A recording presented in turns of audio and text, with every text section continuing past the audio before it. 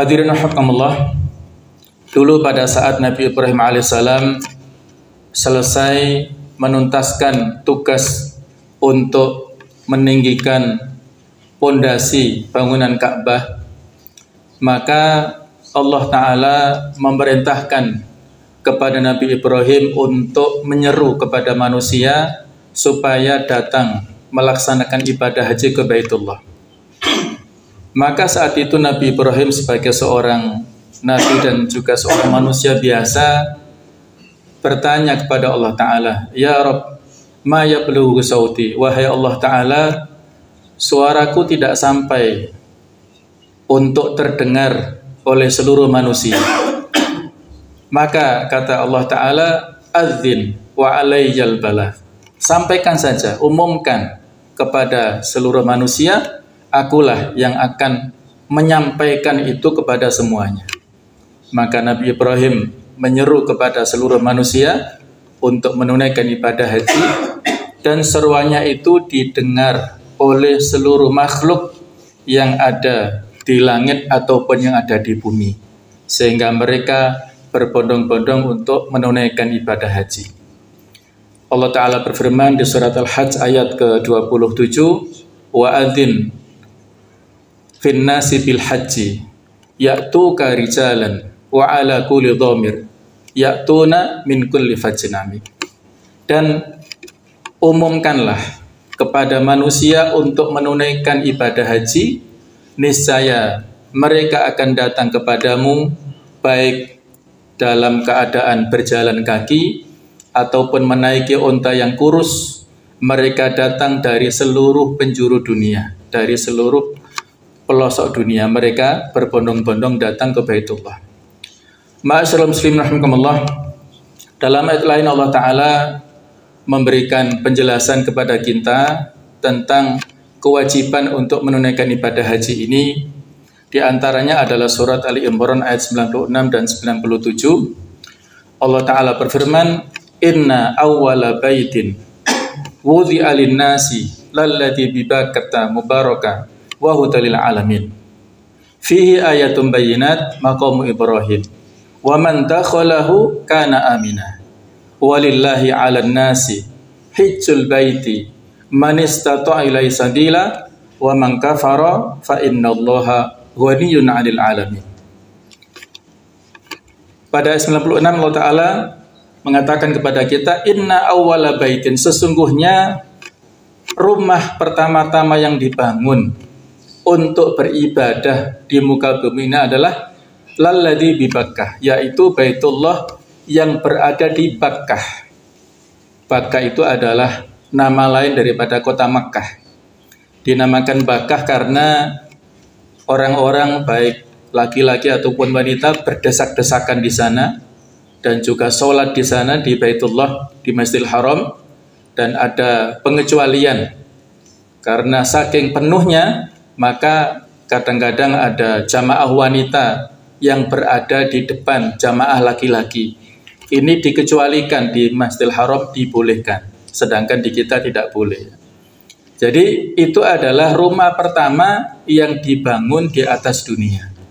Ada hadis riwayat daripada Abu Dzar, suatu saat beliau bertanya kepada Rasulullah SAW, "Ya Rasulullah, wahai Rasulullah, apa rumah pertama, masjid pertama yang dibangun?"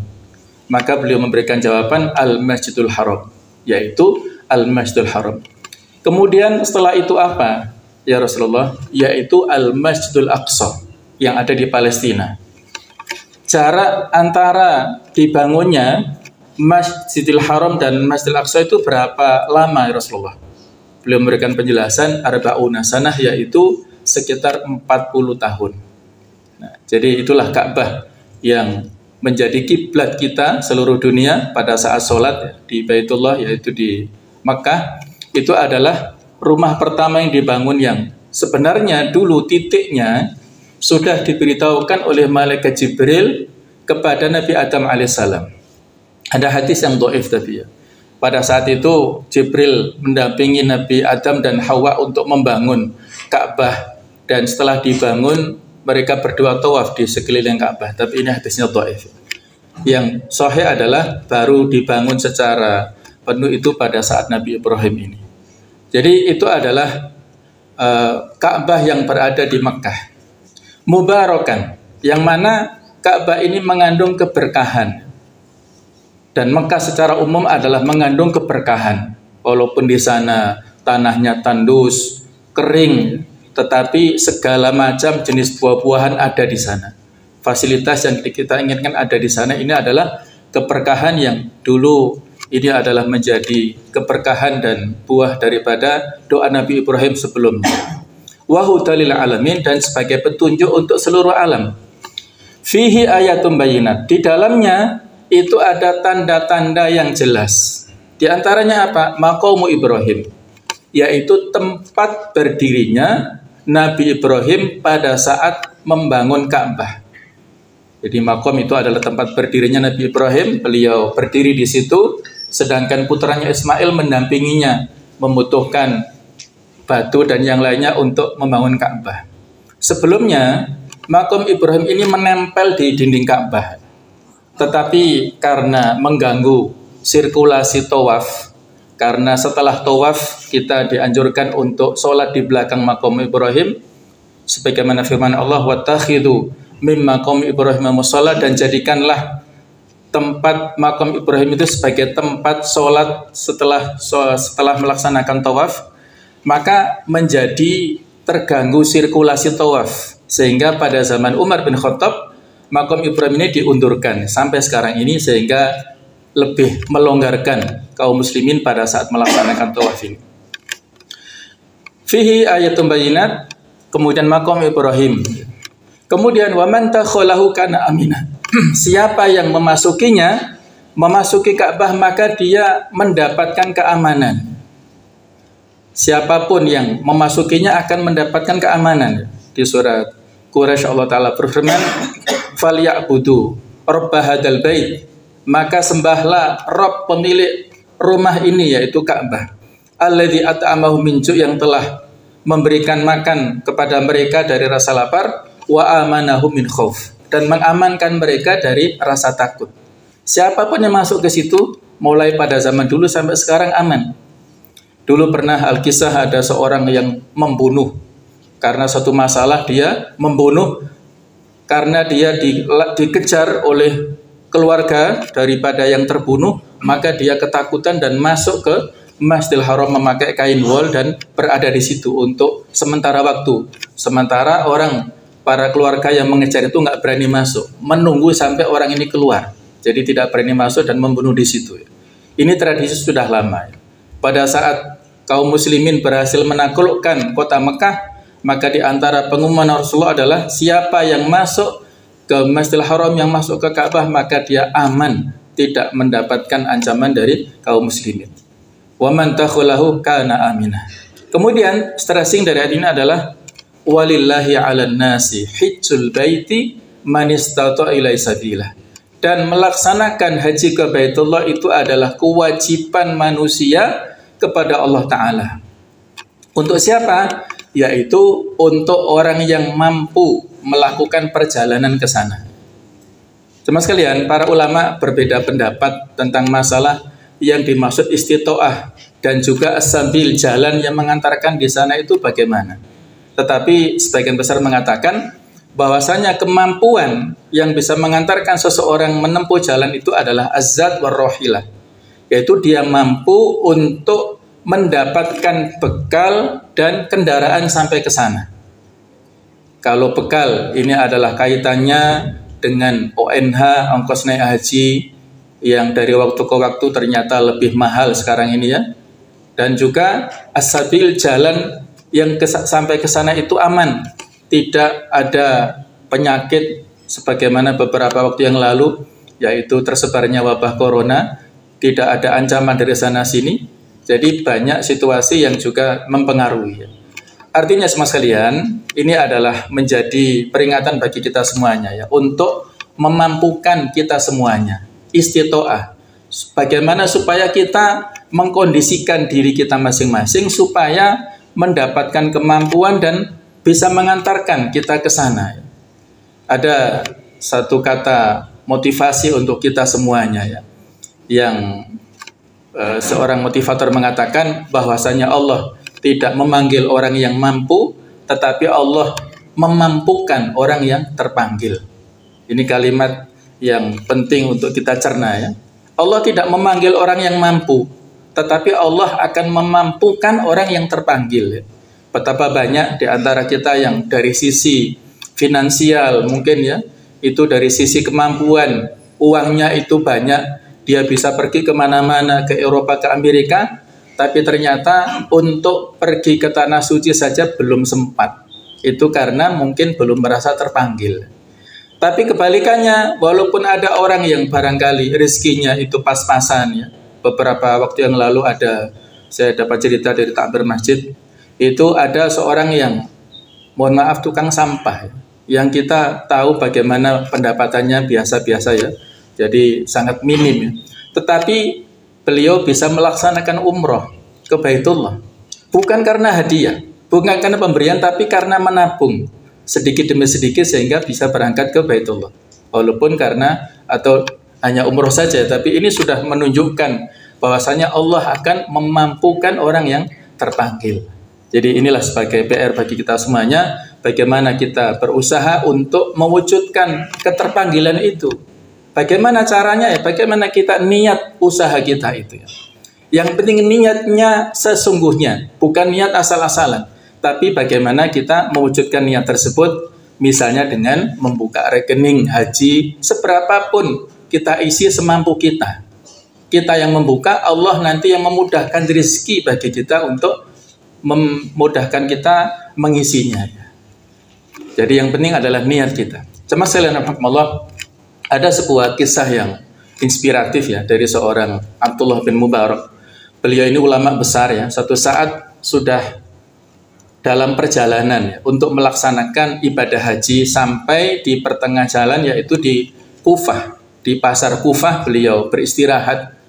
Dan pada saat itu beliau tertarik dengan suatu keadaan di sana ya. Ada seorang ibu-ibu yang sudah tua mengais-ngais tong sampah dan mengambil bangkai ya, semacam bangkai ayam atau bangkai burung ya. Maka kata Abdullah bin Mubarak, wahai ibu, ini haram bangkai, nggak boleh diambil, nggak boleh dikonsumsi. Kata ibu ini, bangkai ini haram untuk Anda, tapi halal bagi kami. Nah, maka Abdullah bin Mubarak penasaran, mengikuti kemana ibu ini pergi. Ternyata dia pulang. Di rumahnya sudah menunggu anak-anaknya yang sedang kelaparan ya. Mereka kondisinya sangat miskin luar biasa. Sehingga saat itulah Abdullah bin Mubarak berinisiatif untuk memberikan bekal-bekal yang sudah dipersiapkan berangkat ke Mekah untuk berangkat haji itu, beliau berikan kepada ibu ini. Dan setelah itu ibu ini luar biasa menyampaikan terima kasih dan luar biasa. Beliau memberikan apresiasi yang luar biasa. Nah ternyata pada saat itu Abdullah bin Mubarak tidak bisa melanjutkan perjalanan ke Mekah karena bekalnya sudah habis. Beliau berdiam diri beberapa saat di pasar Kufah dan istirahat di sana sampai kedatangan para jamaah haji itu pulang, dan beliau juga pulang ke kampung halamannya. Di sana disambut oleh tetangganya, oleh para jamaah haji yang sudah datang lebih dulu ya. Mereka menyampaikan selamat kepada Abdullah bin Mubarak karena sudah pulang haji dari Mekah. Maka beliau menyampaikan, saya gagal tahun ini ya, gagal berangkat haji. Begini-begini ceritanya. Tapi mereka nggak percaya. Terutama yang sama-sama berangkat ke Mekah itu nggak percaya. Kenapa? Karena pada saat berada di Mekah, para jamaah haji yang lain itu mendapatkan pendampingan, bantuan dari Abdullah bin Mubarak. Ada yang kesasar, ditunjukkan jalannya oleh Abdullah bin Mubarak. Ada yang bawaannya berat, dibawakan oleh beliau. Ada yang lapar, yang haus, diberikan makan oleh beliau. Jadi mereka nggak percaya kalau Abdullah bin Mubarak ini tidak ke Mekah. Akhirnya beliau bingung dan nggak tahu jawabannya sampai satu saat dia tidur dan dalam tidurnya bermimpi diberikan kabar oleh malaikat bahwasanya Allah menerima sodakohnya pada saat berada di Kufah itu.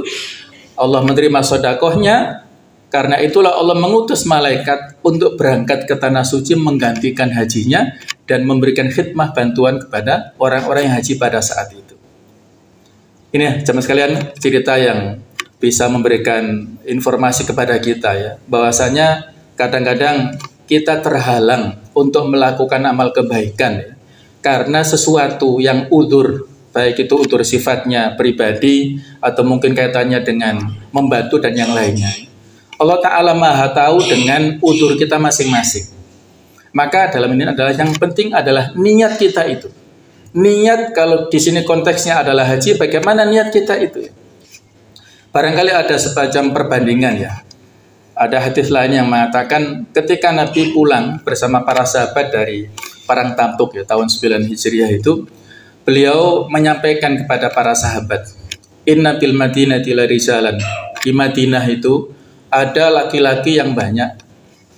Pada saat kalian menempuh gunung, berjalan kaki, menuruni lembah, maka orang-orang yang berada di Madinah yang tidak bersama kita dalam peperangan Tabuk ini, itu bersama-sama dengan kita dalam hal pahala.